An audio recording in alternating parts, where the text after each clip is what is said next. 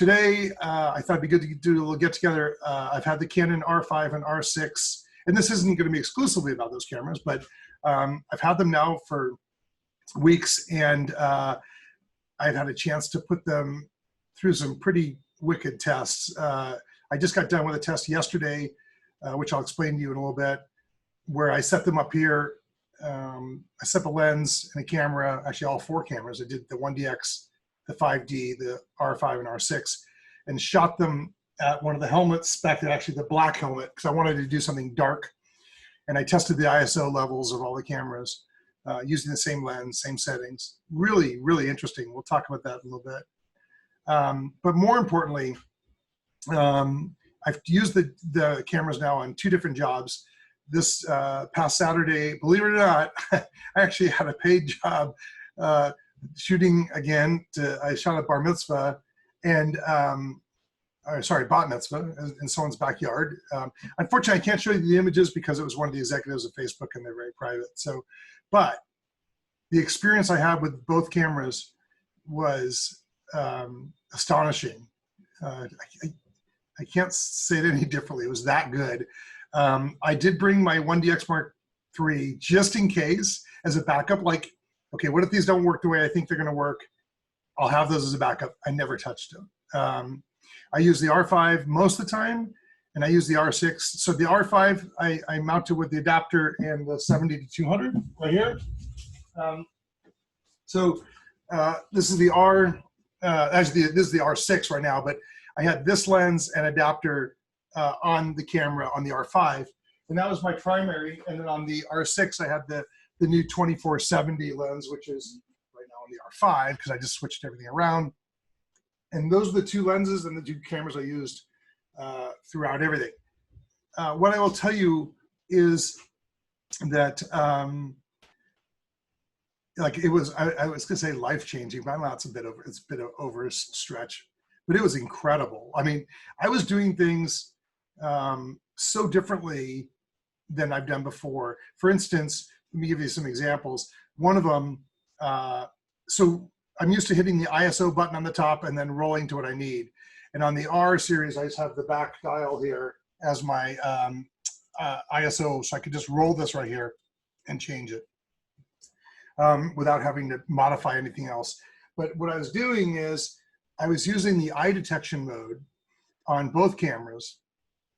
I will tell you that my take rate for images was probably 95%, 98%. It was just ridiculous. Like normally when I purged, so I shot 2,300 images in 5 hours with a family, give or take 5 or 6 hours. And normally the take rate, what I do is I'd purge through those images and get rid of the ones that were soft, or I didn't like the subject matter or composition, or people have their eyes closed or whatever. And when I went through the images after getting home on Saturday late afternoon, there were almost no soft images on the eyes. Like almost everything was tack sharp. So then I was purging based on content or eyes closed or whatever, not because I was slightly off on my focus. That was incredible because two things. One is the quality was there. The second thing was it was one less thing for me to think about as I was shooting. So I'm using servo focus, and there are some settings. I should do a blog on this, and I will, on the settings I recommend for these cameras. But I had face detection turned on in servo focus, so I back button focus on the back, and I would just hold it down. And as I'm holding it down, I'm watching it just track whatever IO I'm telling it to track. And so it was one less thing for me to think about as I'm shooting. So now I'm watching more for the key moments versus movement and constantly reframing focus. So what I would typically do with the DSLR cameras that didn't have this feature is I would back button focus center point. I try to get the center point on their eye, and then I just constantly hit the back button focus again every 3 or 4 shots to make sure that I was not off. And with these new cameras, it was locked in so well that I just trusted it, and I worried about other things instead. I even did an overhead, like I said, I wish I could show you some of the images. I did an overhead shot over the girl where she's looking down at the Torah and she's looking up at me. In the past, when I did that shot with the Canon 1D or the 5D, I would kind of point it down and I'd kind of hit the back button focus and hope to God that I was somewhere on her face for the focal points.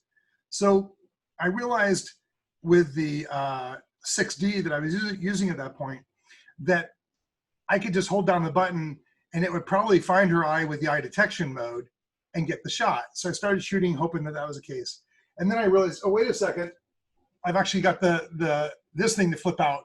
So instead, now I'd hold it up high, I'd look at the LCD and I'd say, okay, is the focal point on her eye? Yes. And then I'd shoot. So my framing was dead on and the focus was, even at 2.8, was perfect. And I mean, like every eyelash is sharp. And so it allowed me to reframe, get everything perfect in a way that I don't think there's any way I could have done that unless I was standing on a ladder and then had her wait and then move my focal point to the side and lock it in. I mean, it would have been an ordeal. And literally I just held it up, back button focused, fired. And it was just, and it's actually one of the family's favorite shots. It's one I don't always do because it's such a pain to do. And honestly, with these cameras, easy, seriously easy to do. And it's funny because I'm working on a blog right now about the ISO and some of the other tests I'm doing. But I was talking to Canon because I'm supposed to return these cameras to them. And I was like, I'm shooting a wedding on Saturday, about an hour and a half from here. And I was like, I'm not returning these cameras. I said, you can fly out here and grab them out of my hands, but that's the only way you're getting them back. I'm literally that hooked on them. And this is not like, I'm not trying to BS you guys or blow stuff up your backside. This is for real. Like these are really that good. I will say this, I thought, and I know when I talked earlier, I talked about, sorry, I'm gonna open up my chat window here as well. I talked about the R5. I kept saying R5, R5, R5. I'll be honest with you, I just emailed B&H this morning and said, I think I wanna order R6 because I think the R6 is the camera I'm gonna use the most. For one, when I was shooting with the R5 at 45 megapixels, it was too much. I got home, I shot 100 gig, I think, in what, 6 hours or whatever it was I was shooting. And frankly, 45 megapixels is more than my clients need, and it's more than I need. So I'm thinking if the R6 has all those same kind of features that the R5 has, minus a couple things which we could talk about, why wouldn't I go with an R6, which is a lot cheaper, has all the features I need, and actually has 20 megapixels, which is really what I prefer. And so I'm thinking that I might just get two R6s as opposed to getting the R5. Now, with that said, I'll probably get an R5 because when I go to Africa, Costa Rica, place like that, where I want to be able to do cropping and things, I definitely want the resolution of the R5. But if you're an event photographer, I think the R6 is actually is the way to go potentially. I'm still testing all this to verify that, but so far that's kind of where my brain is. I had a conference call last night actually with the Canon tech expert. There's two guys at Canon who basically have had this camera, both these cameras for over a year, and they're the experts. And I talked to one of them and I just was drilling them because I'm doing this ISO testing and I found some really interesting results. And I was like, these don't make sense, help me out here.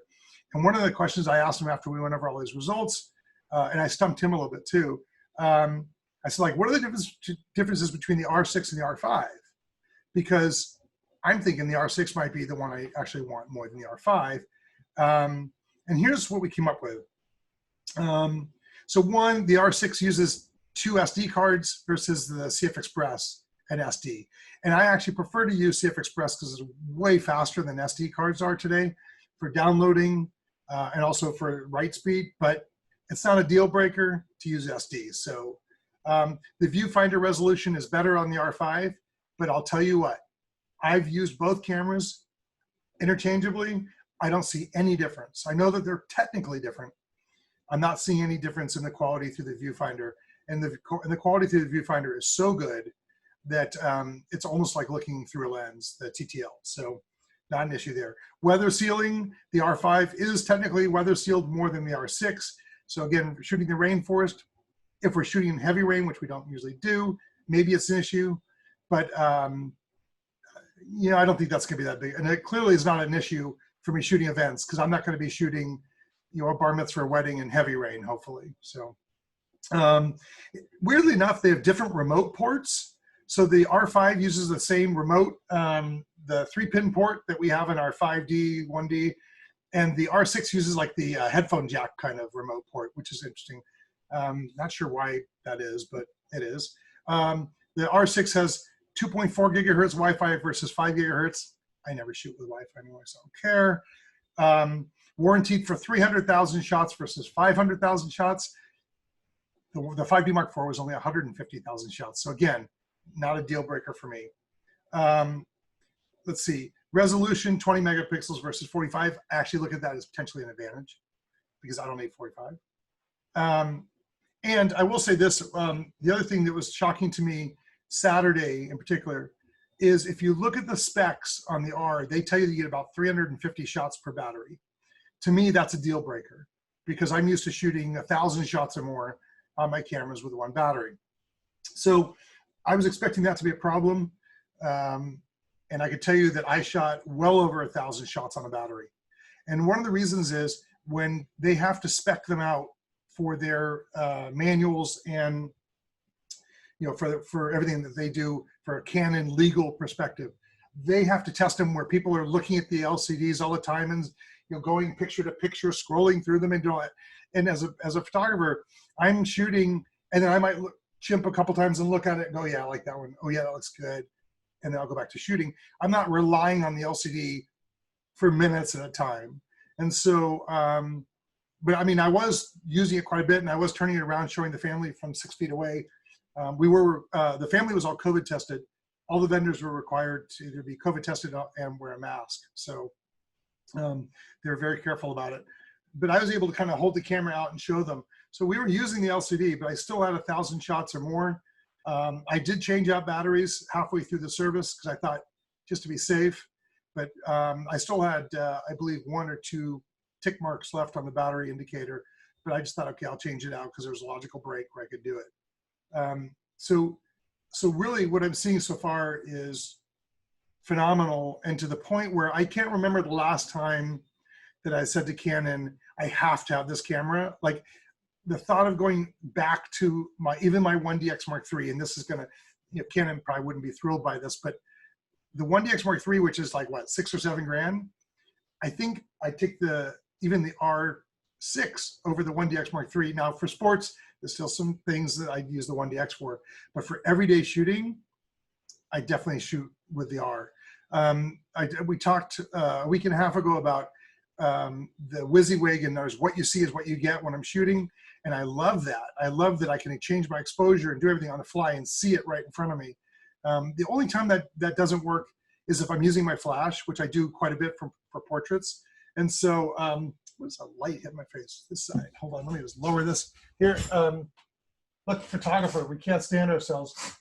We're so used to having the light. Let's see if I can get that there. See, that's better. It was bugging me. It's like, you know, I see a hot spot and I want to like Photoshop it out of my own head, like up here. But anyway, so you know, having the ability to see exactly what you're getting is great. When you're using a flash, which I do a lot, I didn't use a flash during the service, but for the portraits I did. And when using that flash, obviously what your exposure is when you're looking through the mirrorless camera, once you add flash, that's going to change. So you still want to kind of watch that a little bit. But overall, it was so good that it's hard for me to even think about going back to SLRs. And literally, my 5D is sitting on my floor. like I'm not even sure I'll use it anymore. I know this sounds crazy, but it's that different using the mirrorless. And I know there's a lot of people who are Sony users and, you know, other mirrorless users that told you. But, you know, to me, Canon wasn't there yet. And so now I think they're there. Let me just see, there's a couple questions and then I will also go talk to you a little bit about the ISO testing. So Mario, it was a different philosophy of shooting. It's weird not to think about focus.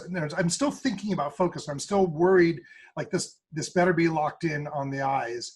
But the take rate was so good, I'm convinced that I can worry less. And I think the more and more I shoot with them, the more and more I'll realize that, like for instance, I'm not shooting in a temple or a church right now because you can't. Once we can get into a controlled environment where we're on a tripod, they're 150 feet away, and I can just lock in on their eyes and say, shoot. I think that will be like kind of a no-brainer at that point. It'll just work. So it is a different way of shooting for sure. Terrell Woods is asking if I use a control ring for anything special. Weirdly enough, I did not use a control ring at all on the shoot on Saturday, and for two reasons. One is I don't have the control ring on my adapter for my L series lenses because I can't get it. They're back ordered. I've had it ordered at B&H now for like almost a month. Can't get it. And the control ring is on this lens. So it's got the control ring on the front here. And so I could use this one. I had it set originally for ISO. And then I realized that I could just use this back wheel for ISO. So I need to reprogram this for maybe exposure comp or something. But I did not use it at all. Dave's asking about the battery life. As I mentioned, the battery life was incredibly good. Way better than I thought it would be. I am actually charging all of them now. The difference on the battery, it looks just like the batteries we used to use, except it's got this one little thing on the front here. This I don't know what that is, a hologrammed kind of look on it. And basically, that is the only difference. With this battery, you do get a little bit more speed in shooting with using this battery, but that's about it. You could use your old 5D batteries with it without any problem. So I would definitely tell, if you're an event shooter, you definitely want at least one or two. And if you're shooting like a 10, 12-hour event, you want to have 2 or 3 just in case. If you're shooting video, which I did shoot a little bit of video just to try it, if you're shooting video, you're going to want more for sure. I should also mention, a lot of people are asking about the heat buildup. 0 issues with heat buildup. It was up to 90 degrees when I was shooting, and was not an issue. And actually the R6, because I was shooting with the R5 so much, the R6 was sitting in the sun, just baking in open sun. I didn't think that through when I put it down on my camera bag. I went to grab it an hour later, and it was hot to the touch, and it still shot fine. I will say I did have the R5 lock up on me one time where it wouldn't shoot. It just wouldn't shoot. And I thought, is my memory card full? I turned the camera off and back on again, and it was fine. So that was kind of weird. I'm assuming that that's probably something that they will fix in a firmware update. You know, it is the first firmware or second firmware or whatever, you know, of a new camera body. I'm not worried about it. It was easy to turn. I didn't have to pull the battery or do. I just turned it off and back on again. I also had one time where the face tracking would not lock in, and I kept back button focusing and it would not focus. Again, I turned the camera off and on again. So it was not perfect. It was not 100%, but close enough that it worked really well. So I'm okay with turning off and on. And like I said, I'm sure that they'll fix that as we move forward. John wants to know what happens when you're shooting a family group. Great question, John. So on the back of the camera, it has the joystick. So right here. So if I'm focused on a person in the middle and I want the person over here, I just move the joystick either direction. You'll see the arrows on either side. By the way, that is a setting on the camera. It's not defaulted that way. So you want to make sure you get that setting in the camera. But it has little arrows, and I could literally move it person to person until I'm on, and weirdly enough, eye to eye. So if I'm on someone in the middle, I could choose this eye or this eye, and and then move eye to eye like that. There was one point where I was shooting a large group shot. I didn't really want it to look for eyes, so I just hit the one button, the focus button, and changed it to center point focus like I'm used to doing, and shot that way. I did it a couple times actually, but for the most part, the eye detection is so cool. I could let it lock in on someone on the group shot in the middle and just go from there. Catherine wants to know, say, shot bears and birds in Alaska last week. Oh, lucky. I want to go. Had trouble with eye focus picking the wrong bear. So Catherine, do you have it set where you have the little arrows on either side? Okay, so email me, Catherine, and I will get the answer on exactly how to set that up so you can do that. Because I've had that as well, where it would not pick the right person, and that's really frustrating because you're sitting there and you're like, you're wanting to get this person and you have the wrong person, and I did have that. Default function, this from Charlie, on the outer ring for the RS is exposure comp. I think you're right. You know, the great thing about the R camera is I don't really care about what the defaults are. I'm changing stuff to fit what I do. And God, it's so flexible in the, you know, how you can change buttons and dials and everything. And I'm still hitting the wrong buttons a couple of times, but it's coming quickly. So I think it's easy to transition. So let's see. Catherine had the R5 crash. Huh. About, let's see, 1 time a day, I'm assuming, when shooting wildlife in Alaska. Interesting. When you say crash, I'm assuming it just locked up, or yeah. So same thing where you know it would lock up, just completely lock up. Would it show anything on the screen, or? Yeah, it was just locked. Yeah, I think again these are things that they'll fix in firmware. I'm pretty sure of it, and stuff like that is almost to be expected. This happened with the 5Ds as well when I got new ones, and I'm sure they'll take care of it. And actually, I'll bring that to Canon's attention when I talk to them this afternoon and let them know it's not just me that you have. Yeah. Sometimes I would have to turn it off. Other times I would have to take the battery out. Yeah, sometimes, you know, it's like the old TiVo way of fixing things. Pull the plug, start over. But I didn't have to pull the battery out of anything. But I mean, clearly, like I said, they're not perfect, but they're sure close. Yeah, that's the only problem. Good. Let's see. And John had the same lockup. Okay, so I will definitely bring this to Canon's attention, and I'll have them look at this video. So I will let them know that, I'm just trying to think, where are we in this, half an hour in. So I will let them know to watch, and they probably are well aware of it, but anyway, we'll check on that. Daniel, when you're shooting in eye focus servo mode, shooting people and wanting a quick shot of a scene or an object without people, which I did have happen, is there a quick way to switch? Yeah, so there's numerous ways to switch from eye detection to a single point or a cluster. And it's hitting the button on the back. So it's, you know, hitting the button that we're used to back here. Let's see, can it focus? There we go. So this one, and then the MFN button on the front. And by hitting the combination of those two, it'll switch. The other thing you can do, do I have battery in here? Nope. Hold on here. The other quicker way to do it, I found, is, let me get that screen flipped again. So when I'm shooting, let's see if we can do this. This is gonna be all backwards here for me. So if I just go to, let's see here, my focus, which is typically eye detection.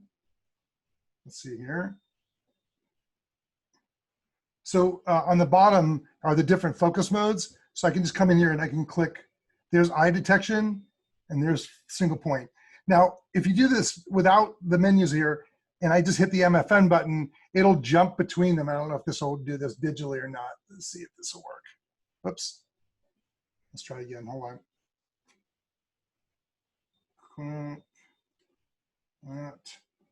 Let's see, will it work? Nope, it doesn't. Okay, so, but basically you can do it through the buttons, but it's almost quicker. So going this direction, so going from eye detection to single point is basically one click. Going back to eye detect, you have to click through all the other modes to get back. So that's a pain. There's a way to turn off all the other modes if you don't use them very often, which I might do, so that it doesn't have to go through all of them. The quick way out of that is to use the back of the camera like I just showed you and just click the touch screen right on eye detect. It does mean taking the camera off your eye and doing that and going back. So, but I did that happen a couple times where I was shooting people and then I go to do a detail shot of the flower arrangement or the program, and it's like, oh shoot, now what? Because now I've got a flower arrangement, there's no eyes. So then I would jump back to that single point. But it's not, again, it's something I got used to and it really was not an issue at all. So are the menus similar? Sorry, a question? Hey, Jeff, this is Bob Davis. How are you? Ah, Bob Davis. Hey, Bob. Okay, I got a little solution for you for that. Okay. you know, if you go into your custom buttons setting, so you could change that to toggle it to the joystick. So instead of having to cycle through with the multifunction button, Right. you could just go left or right when you're selecting what focus you want and never have to take your eye away from the viewfinder. That's cool. So you tap the focus selection button, which you showed on the screen. Right. And then once you do that, the joystick is now active, and then you go left or right. Is it active So by it's default, really quick. or do you have to change the It setting? is not. You have to change that from the MFN button Okay. to the joystick. Or you could put it on the control dial if you don't like to go back to the old way of turning the dial, like on the Right. 5D4s. But then you could go left or right very easily. That's cool. Good. You would, I'll ping you on that later, and so I Yeah. can put that in the blog. That'd be great. So Bob is an explorer of light, and definitely knows his stuff for these cameras as well. So it's good to have you on here. Oh, it's been fun. Cool. Yeah. I mean, are you actually, now that you're on, are you as excited about these cameras as I am, or is it just me? Oh, no. You know, extremely excited. You know, I've been pushing it hard and using it in all kinds of situations. And sure, like you said, it's not 100%, but I'd say it's 99%, 95% there. I have not experienced any of the lockup issues with mine at all. But in terms of for birds in flight, it's taken your yield up to near 99%. And especially if you have auto acquire active. So the minute you point your camera and it sees something in the sky, of course, first it takes the cluster down Right. to the body, and then the closer it comes in the frame, then boom, it locks right in on that eye. And your success rate of what's in focus is jumped up dramatically. And dare I even say, much improved over the 1DX. Yeah. And the only reason, because the 1DX Mark III, to get those same features, you have to be in live view. Correct. So then you're holding it away, and it's very awkward. But who does that? I mean, you and I don't Nobody. shoot. I mean, you're not going to shoot a No. wedding live view. You're not going to sure as hell not No. going to shoot the Olympics live view. That's never going to happen. Never going to happen. Never going to happen. And yeah, I have used it at some small events. We've been doing a few micro weddings and Right. things with people that way. And only occasionally it's going to jump. And what it's doing is it's always searching for one, A, still contrast, so something that's brighter and more contrasty, and B, that eye or face that happens to be closest to the lens. Right. So if your main subject is a little bit behind a different person, it's going to jump to that closest person first. Right. But once, you know, it's like any camera we use. Once we learn those kind of nuances of each tool, I'm telling you, man, it's become so intuitive. I instinctually just grab for that camera. I know. Isn't it hard? It's hard to go back to the 1DX or the 5D when you use this, because you get so used to just the instant feedback and the ability, like I said, to not think about other. Like, it's great to take the focus thing out of the equation to a certain extent. I keep watching the focus on this camera going wonky on me, and it drives me nuts. Like, we want tack sharp always, right? The take rate is staggering. It just is. It is. You know, and it's better. It is staggering. It is better than the 1DX in its standard shooting mode. Like you said, if you're not shooting live view, Right. and that's, Right. I mean, and that's scary to say, because I mean, it's, you know, the R6 is what, a third the price, like half the price of a 1DX. But I mean, Correct. it just is, you know, that good. Yeah, I would have no hesitation using an R6. And like you said, it's what you see is what you get. And the EVFs, I've never been a fan of it. And even while the R6 is pretty much the same electronic viewfinder as the original R, Right. the R5, it's that much closer to optical. To me, I find both of them, though, I find both of them to be close enough that you can't. Oh, indeed. You're splitting hairs, right? Indeed. It's not like 3-4 years ago when EVFs would actually give me eye fatigue, and you kind of see that little bit of a scan every now and then, the disruption. Yeah, it looked like you're looking through an old CRT television. Some, like, if you're used to TTL and you looked at a mirrorless camera from 5-6 years ago, like, oh, this is garbage. Like, it was horrible. Yes, agreed. And now, like you said, you know, I was out really trying to push it and test it with hummingbirds yesterday, and oh man. Again, the success rate, if it's in the frame, it grabs it faster than I could, because I kept flipping back and forth between the 1DX Mark III in conventional mode and then the R, and it was right on. Faster What than was your take rate between the R and the 1DX? Oh, the take rate was much higher on the R, again, because we can't take advantage of the head-eye detection in the 1DX unless we're in live view. So while I had it in auto acquire with the 1DX, inevitably it kept wanting to jump to something in the background as normal, where with the R5, it didn't, because it's looking for an animal face or eye, and it did it. I remember we were down in Costa Rica. I took the president of Staples down there on a private trip, and we were shooting hummingbirds, and it was an exercise in the F-bomb, because every time you lock in on the hummingbird, it would leave, and then they fly into position, and you go and then you go lock in on them, and they'd be gone again. It was exactly F-bomb, F-bomb, F-bomb. It was we laughed about it because it was an exercise in futility. And no, it was much more pleasing experience. Easily 75–80% of the images were usable with a hummingbird. You know, they and then they're gone. They're brutal, They don't, and they're tiny. Yeah, with tiny eyes. Yes, and it's kind of fun to see it. I wish if I had one of those recorders where you can plug it in and get the HDMI out, but then you got to watch the screen. But you could see it first acquire with a cluster, servo, so it's blue boxes, and then it narrows it down to one. And as soon as its head turned to where it could pick up the eye, boom, tiny, tiny, tiny, tiny, right on the eye. Actually, it's funny because John Lozano just asked if I had any issues when the subject looked away and the eye focus could not find an eye. And that's when you're talking about where it goes from the single point eye to that kind of cluster that said, okay, here's a head. Right. And I did have that a couple of times, but weirdly enough, and I found this in mine, when someone even looks down like this and they're reading, I was getting perfect focus on the eyelashes. It locked in until their eye, if you were completely out of the frame, maybe, but even looking down, the eyelashes were perfect. I was like, how can this be? I was blown away by that. Crazy.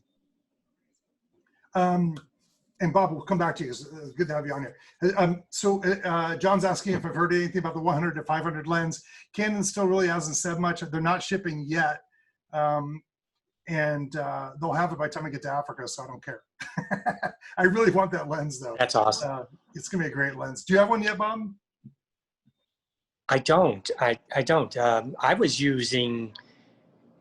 playing just to see the difference with the RF EF converter with the control ring, a 300/2.8 with the 2x converter, and it still acquires focus quickly. Because I wanted to see, is this 2x going to limit it?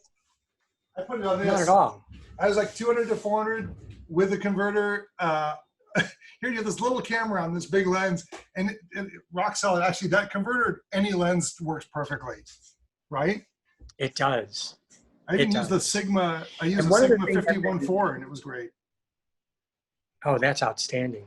Yeah, the art lens. Yeah, you wonder how third party would connect up. I know that the Sigma 1.4 on the Canon 5D Mark IV, I believe it was when it came out, or it might be the 1DX Mark II, and I used the Sigma 50mm 1.4, and I literally got a target rings on the image.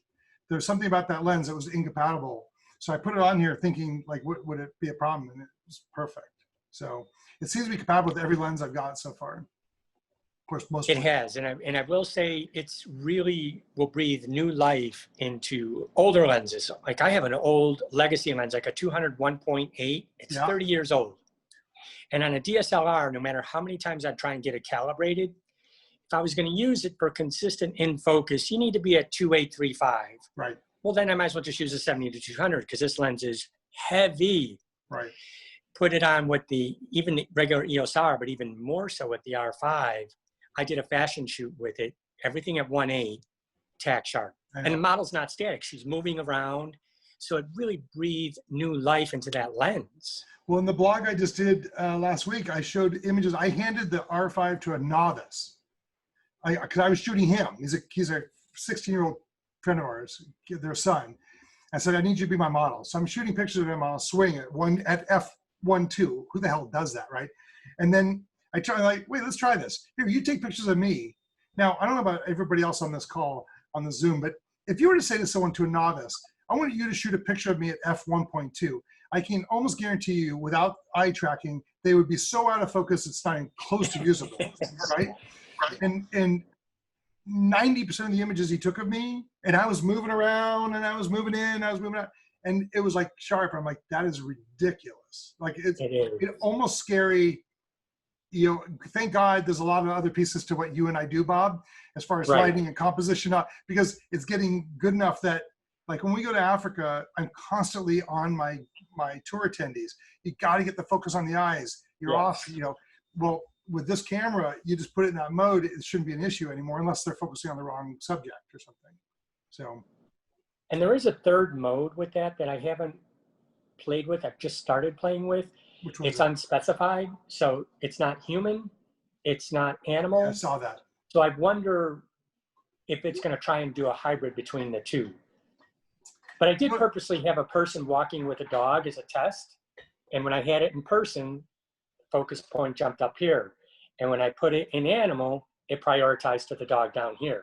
Even though they're both in the frame walking together, just to see what it's going to do.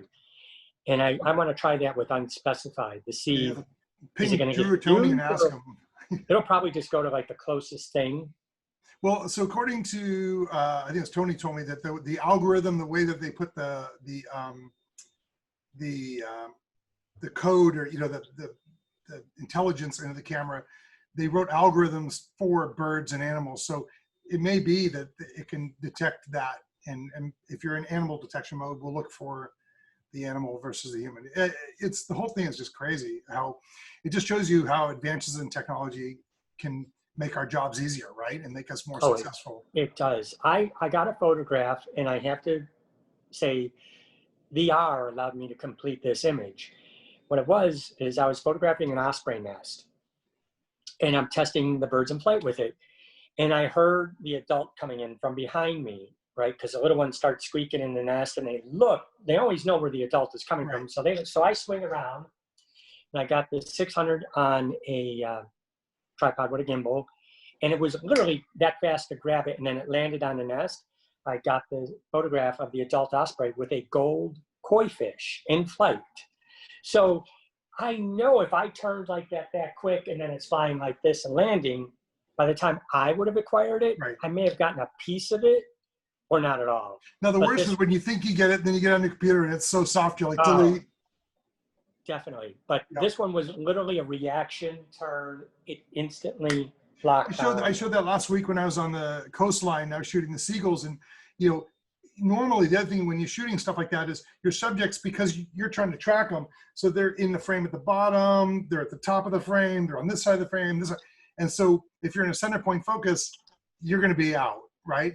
But with the face and eye tracking or the animal tracking, it's tracking them in the lower part of the frame, upper part, and those are things that I know I would have not gotten it.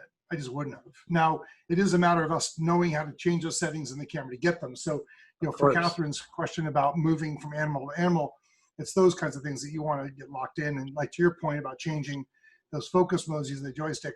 So what I will probably need to do is write a blog about all the recommended settings we need to change on.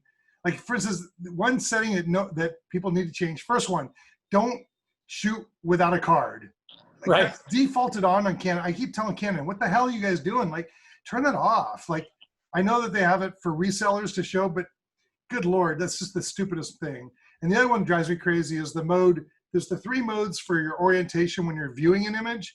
And I like to view a portrait image, the whole image on the screen, even though it's sideways, to see more of it than have it down the middle of a horizontal.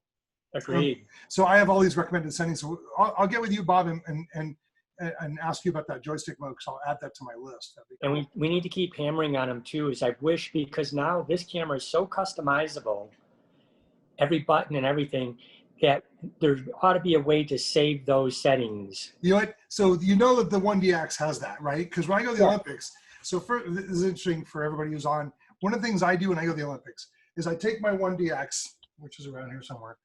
Look, it's even packed away. I take the 1DX and I have all my custom settings on it. everything I want, my custom menus, everything. I save that to a memory card because you can do that on the pro cameras.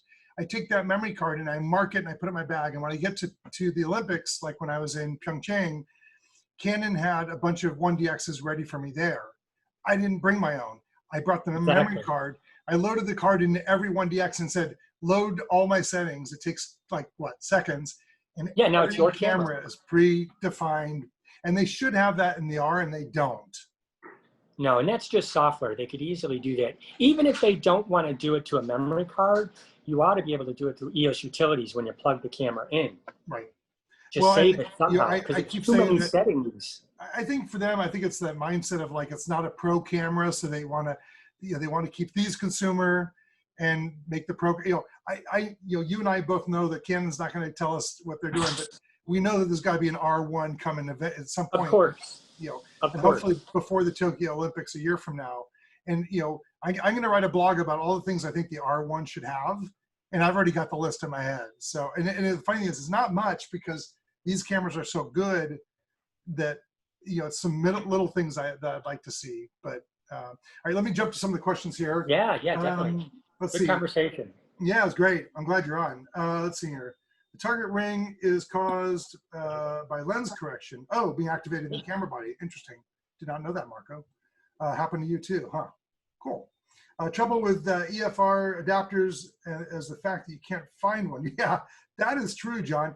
I did find the adapter. This is a standard adapter at a local camera store. Thank God, because the test I did, and actually let me talk about that test in a second here, because it's pretty telling. And so let me get to that right after I get to Robert's quote. See, Robert has to leave, so because he's hosting his own call. Okay, so let me tell you guys about what I did to test these cameras. So I wanted to test the ISO, and in the blog post that I'm writing right now, I was curious. So as I'm saying in the blog, if you're shooting every day outdoors in great light, if you're Catherine and you're in Alaska and you have tons of light, it doesn't matter. You could shoot an ISO 100 or 400 and you're gonna be so clean it won't matter.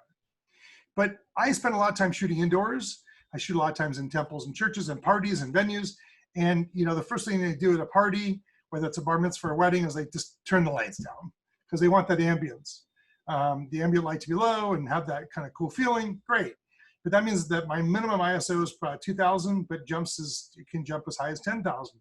So I wanted to test the R5, R6, see how they did. And then I thought, well, it'd be interesting to test it against the 1DX and the 5D.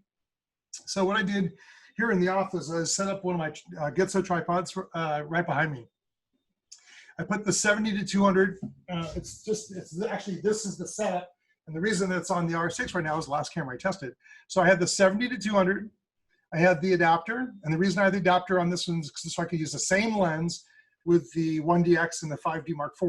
What I didn't want to do is have variable lenses and things in the test. So I stayed with the same lens. And then, of course, the R's, I use the adapter. And if it wasn't the R, if it was just the 1D or 5D, I just threw them directly on the lens. And the cool thing was I could leave that lens mounted to the tripod through the ring, the collar, and just keep changing out the bodies. And so what I did is I set up that dark helmet out there. I shot the exact same thing. Again, the lens didn't change. The lens stayed mounted the exact same. And I changed, and I set each camera at different levels of ISOs. F8, because I figured, okay, I'll take like a sweet spot on the lens. So I shot at F8, and I started at ISO 100, and I actually got really smart this time. What I'm gonna do is let me switch over and I'm gonna show you what I did. Give me a sec here, and I will give you guys a view here. Let's see how this works. Okay, can you guys see my helmet shots here? Can you guys see that? Hopefully. Yes. Okay. So what I did is I made labels for what camera I was shooting with. So 1DX Mark III, 5D, R5, R6, and what ISO I was shooting at. So what I did is I shot every image, changing the ISO. Actually, this is that one doesn't need to be there. So for ISO 100, 800, 1600, 3200, 6400, 12.8. I did not shoot above 12.8 because frankly, I probably never will, but I wanted to see how it looked. So I did the 5D, the 1D, and then I did the R5, R6. Interestingly enough, what I saw was very, very different results here. So for one thing, if you look at the metering of the 1D and 5D, you see that it's pretty consistent here. But if you look at the R, do you see how much darker these are down here than up here on this line? I don't know if you can see that. The metering is different between the R and the other one. And the reason is because the Canon R is actually using the same sensor to determine the metering versus the DSLR that's using what you're looking through as one thing and then the sensors on different, there's two computational points. So I shot everything with the varying ISOs with the different cameras. And so what I came up with is really interesting. Bob, you'll love this because you probably haven't tried this yet. But believe it or not, at ISO 100, f8 on all cameras in AV mode, so I'm in aperture priority mode. That way I'm letting the shutter speed vary. The 5D Mark III at ISO 100 f8, same subject matter, same lens across everything, 3-second exposure. 1D, 4-second exposure. R6, 2-second exposure. R5, 1.6 second exposure. So the R5 is at 1.6 seconds and the 1D is at 4 seconds.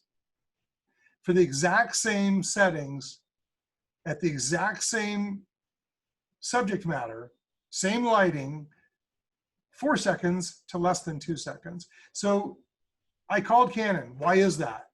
And let me also state this. At ISO 6400, all cameras, 5D, 15th of a second, 1D, 15th of a second, and both the R6 and R5, a 40th of a second. So I said, how is it that all the same settings could be so dramatically different in these cameras? And they couldn't explain it. And then I said to them, but looking at them like I just showed you, the R series were darker. And so what's happening is the metering of the R cameras is saying, oh wait, we can it needs to be at this exposure, which is different than what the DSLRs were seeing. And so it was actually giving us a faster shutter speed. I will tell you that the black levels in the R, because it's a darker, it's a faster shutter speed and darker, they're actually more accurate, I think, than what the 5D and the 1D were giving me, which is interesting. So I'm gonna write all this up on the blog and I'll put the images on there so people can see them. And I will show you in the blog the detail levels at ISO, what was the highest one was my 12.8. And I will tell you that at certain parts, I'm looking at them right now, at certain parts of the helmet, you can see the degradation quality at 12.8 versus 100. Now we're on a tripod, of course. But I'm hard pressed to say that Bob and my client, if we shot at ISO 10,000, ain't gonna know.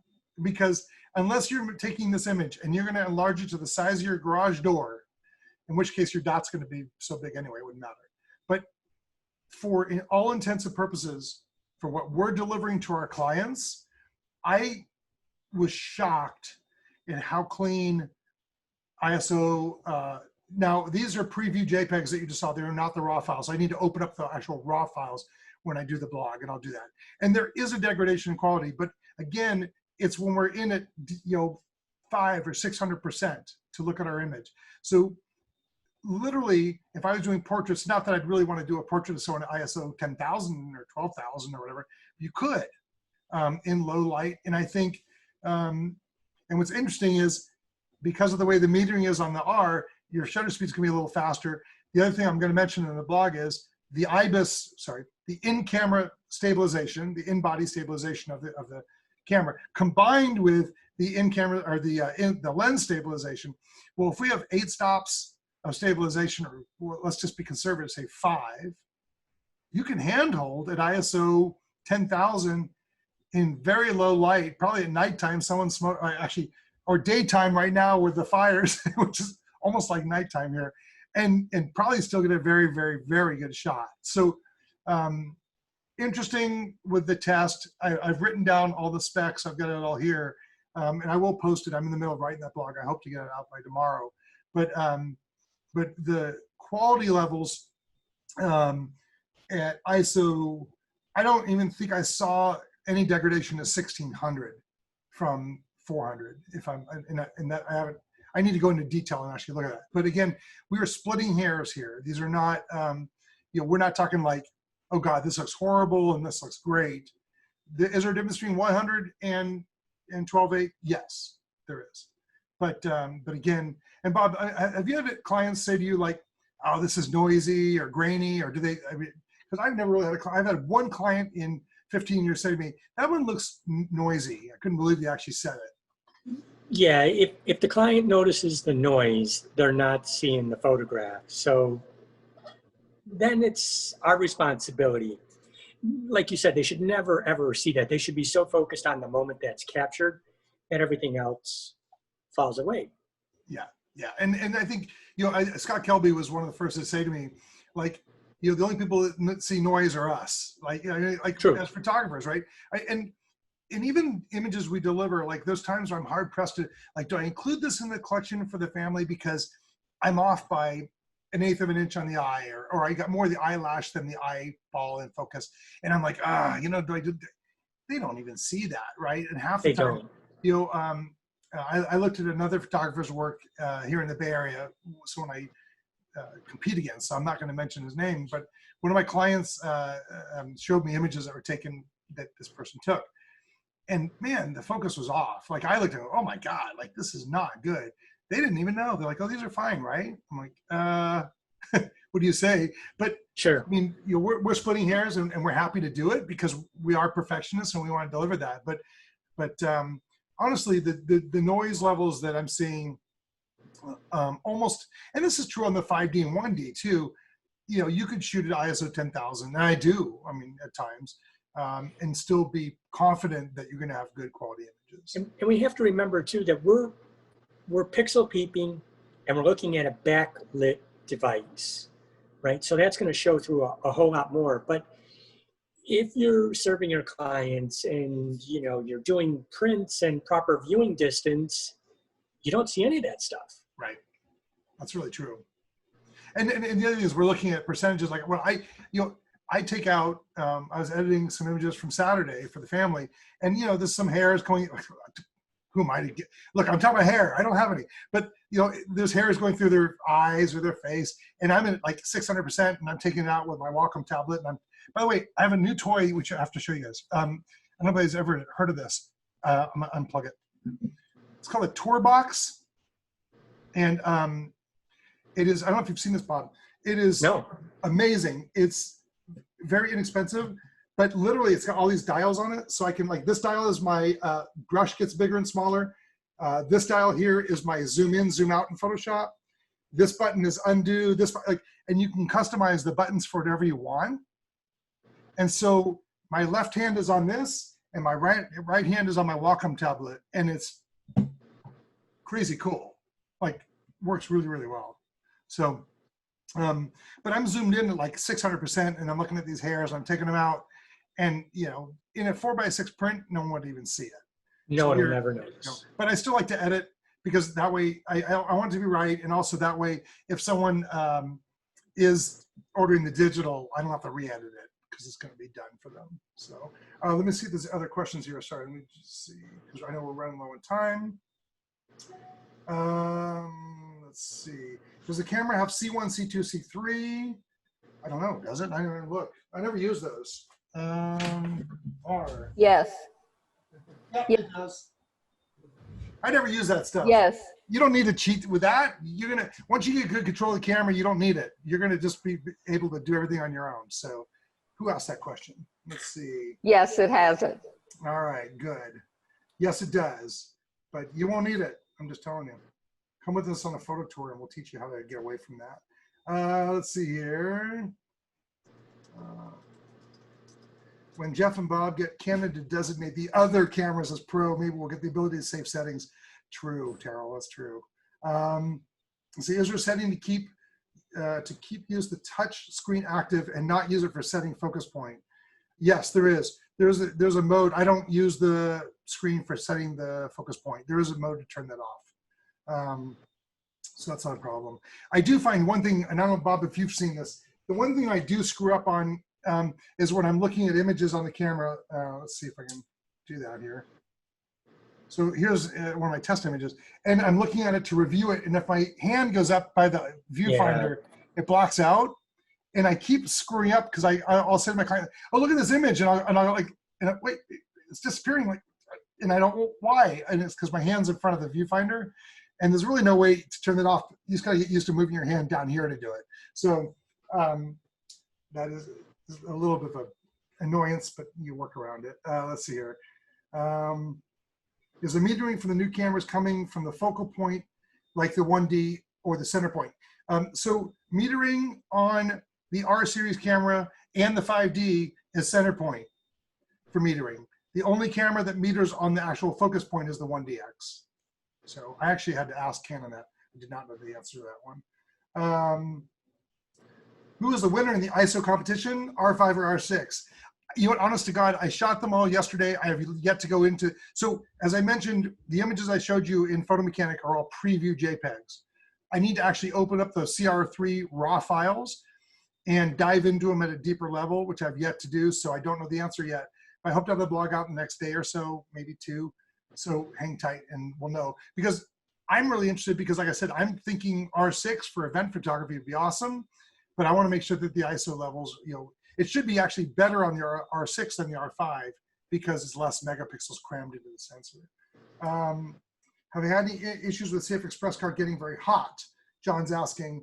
I have not. I will tell you, I'm using the ProGrade, these CF Express cards, and they've been great. Both they have 2 different models of these. They've been foolproof. So, and I'm using their SD cards in the R6. This is the SD cards, and I mean, I've seen them get a little warm, but nothing. Oh, and I should mention this. This is another fact that most people don't know. I had lunch with the people from ProGrade last week, outside, socially distanced. God, I always add that. They were telling me that the heat buildup issue that's happening when you're shooting 8K and stuff like that on the R5, their memory cards are very low power consumption, and in the tests that they've done, they're outperforming all the other memory cards by 2x. So you can record twice as much 8K video on a ProGrade card as you could on the other cards, the other brands, which we probably can't mention. But so that was interesting. I did not know that. Charlie wants to know, can the R series raw files open in Photoshop now? Yes. As of about 5 days ago, there was an update to Photoshop and the Adobe Camera Raw, and we could open CR3 files. That was a huge day for me because I hate shooting JPEG. And I hate shooting RAW plus JPEG because it slows the cameras down so much. I shoot everything RAW all the time. And so now I can shoot RAW and I can do all my tests. So thank God for that. Terrell, it'd be great if you could shoot some action in the HEIF format to see if you can find the format worthwhile. Yeah, I should do that. And I haven't had a chance to do it, but I will try to get to that. Also, I've got another photographer asking me to do a 4-minute exposure to test some other things for him. So I've got some things on my list. Now the question is, will I get time to do it? I was actually thinking about this in March when the pandemic started. And I'm gonna say it was around the end of March, I think is when first time we did a Zoom. That was, well, anybody who was on the original Zoom call, that was a disaster because I put it publicly out there. Yeah, I can see the smiles out there. That was a disaster. But early on, I said to people, well, with this pandemic, it's going to give us free time to do all this stuff. And one of the things I said I was going to do is clean my office. And if you look behind me, it is now 6 months later. I haven't done a damn thing. Like, it's still messy. So like some things just haven't gotten done. And it's weird how fast the days are going with all the crap that we're going through, but they are. So I have not gotten to all the stuff I want to get done. I did scan all my slides. That was one of my things. I did get that done. I've yet to clean them all up, but I did get it done. But anyway, so if anybody else has additional questions, feel free to chime in now. If you want to unmute, go ahead, yes, myself or Bob even. Actually, Bob, before we do that, can you tell people your website so they can go see your stuff? Because you guys have awesome stuff. So. Yeah, all of our event and wedding work is at bobanddawndavis.com. Same thing on Facebook.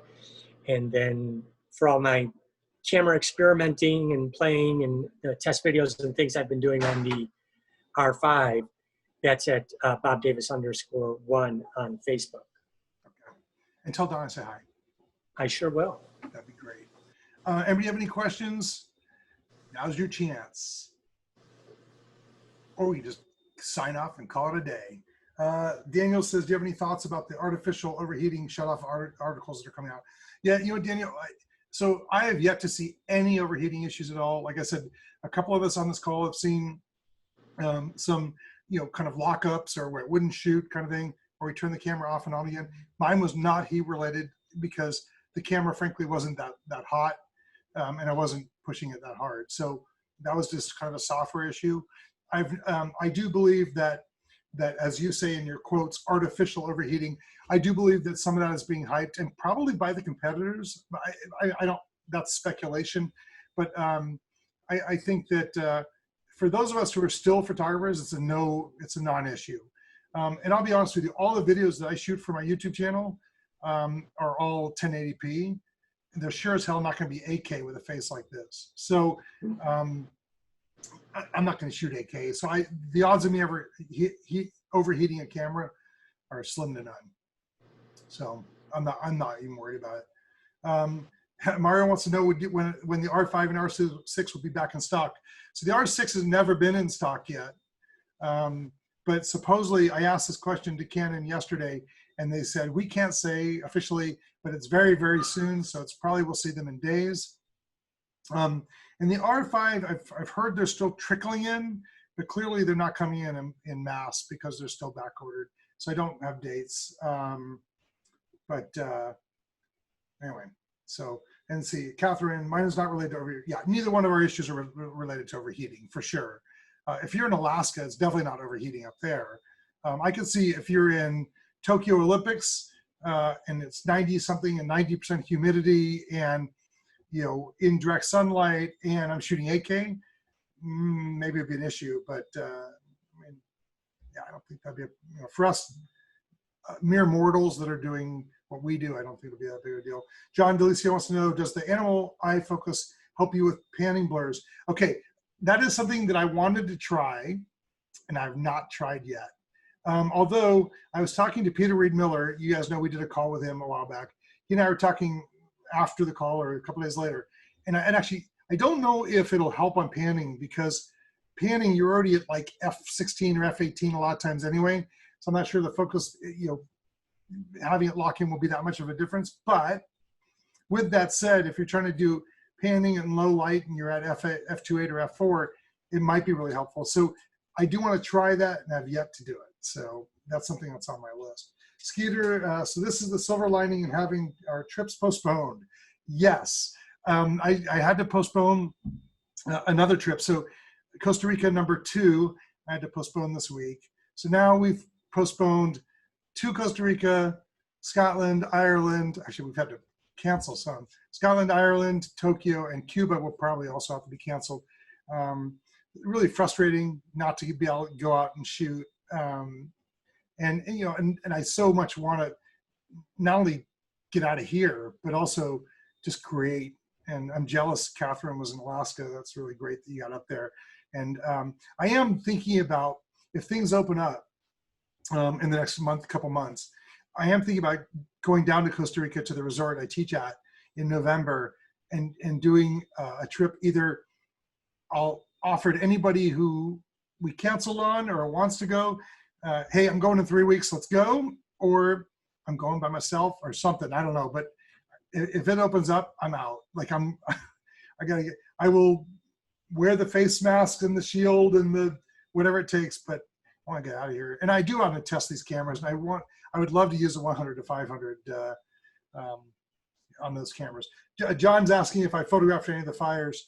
I did shoot, if you look on the Facebook or Instagram, I just shot a couple shots with my drone where I literally just put it straight up in my driveway and I shot the fires in the distance. There was no fires, really, the smoke. That was very early on. I think it was day one, 2 days into the fires. I did drive up into the Santa Cruz Mountains a little bit to put the drone up even closer. But honestly, as I got closer to it, I didn't get close enough to see emergency vehicles. I want to stay out of their way. They have evacuated a lot of the area, and frankly, I don't want to be the guy that's either in their way or putting a drone up when they've got helicopters and aircraft in the air. So when I did drive closer and I put my drone up, I put it within legal limits, kept it low. I literally went straight up, got some shots, and straight down again. And frankly, they weren't that exciting, but and I could have probably asked for press credentials and shot some of the stuff, but for a number of reasons I haven't. One is, there's people that are already doing it. I feel sorry for the firefighters, and there's literally been issues with looting. Hard to believe that there are now people trying to go through the homes that are evacuated and stealing stuff. There's a firefighter who had his wallet stolen out of his vehicle. I mean, just crap like that. And so I don't want to get in the way of all that. And plus, like I said, one of the guys I play ice hockey with, he lost his house, burned to the ground. Another friend of mine just had her house burned in another fire to the ground. She just bought it 4 months ago. And so I'm just going to lay low and stay out of everybody's way. Unless I did get asked, there's a charitable organization that's going to try to raise money for the victims. And they want someone to go in and document after it's over and shoot some of the homes and what's left in detail shots and things like that. And so I volunteered my time to do that, and I might if they want me to do it, I'll be there in a second. But the fires right now are, I think at best, like 15% contained.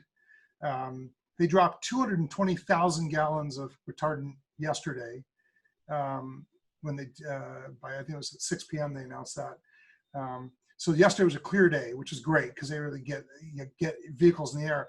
Up until that, it was just so smoky they couldn't even get visibility. We did have one guy that passed away, one of the helicopter pilots. That was really sad. But the fires are like so massive. It's weird to literally look outside in the day. I'll show you an image I shot. I'll do a screen share. I shot this. Let's see if I can pull it up. Give me 2 seconds here. Okay. Fire.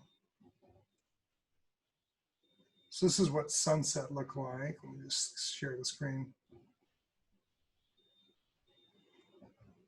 This is sunset right now. This is what it looks like because the air quality is so bad. And this is, a good half hour before sunset, but it's just like the air is just thick with all the particles and stuff. So it's really weird to see, like you can go out right now and it's like just yellow. It's weird, like as a photographer, I'll sit in my TV room and I'll look outside and you see like the weirdest golden hour look at 1 p.m. Like, and it's not just like, we're used to golden hour being a very directional light. It's a soft box of golden hour look across the whole backyard. So the trees look weird. Like it's hard to explain, but it's very bizarre. And I think if I wasn't a photographer, I probably wouldn't notice it the way I do, but I look at it and just think, what the heck? Like it's almost weird to the senses to see it. And so, yeah, it's like, it seems like every time we're on these calls, it's like a new disaster for us to talk about. Let's see, what camera do I use for drone? Chris wants to know. I have the Phantom. I still use the Phantom 4. I did take I took a Mavic Mini to India with me and did a shot, and I didn't like it. The Mavic Mini is too small. The props are like this big, and I put it up in almost no wind, and it kept saying too windy, and I'm like, oh my God. So not a big fan of the Mavic Mini, but I do like the Mavic and the Phantom 4, pretty good. Marcia says, what a year. And Marcia, you know this because we've spent time in India, but I love sharing with everybody, so glad to do it. And Bob says, nice chatting. It was great to have him on. He had to bail out. It's cool to have him on here. I know he and his wife have joined in on numerous calls in the past. So anyway, we've run an hour and 20 minutes, and I want to let you guys get back to what you guys do. If you have any additional questions, feel free to email me, and I'll be more than happy to answer them. And I'll try to set up another call in maybe a couple weeks or a week and a half, whenever I can. I saw, see Cristiano or someone had a son. Oh, there you go. Is that you got your kid with you? There's the budding photographer right there. Is that what I see? Looks like it. Anyway, but everybody take care. Hopefully, if you live in the Bay Area, stay away from the fires. Don't walk outside unless you have a mask on. And if you're not here, be wary of COVID. Let's get rid of this thing and get moving with the rest of the world. And goodbye to you all. Thanks for joining. We'll see you on the next one. Like I said, email me if you have additional questions. Later. Thanks, Thanks, Jeff. Jeff. You're welcome. Thanks. Glad to do it.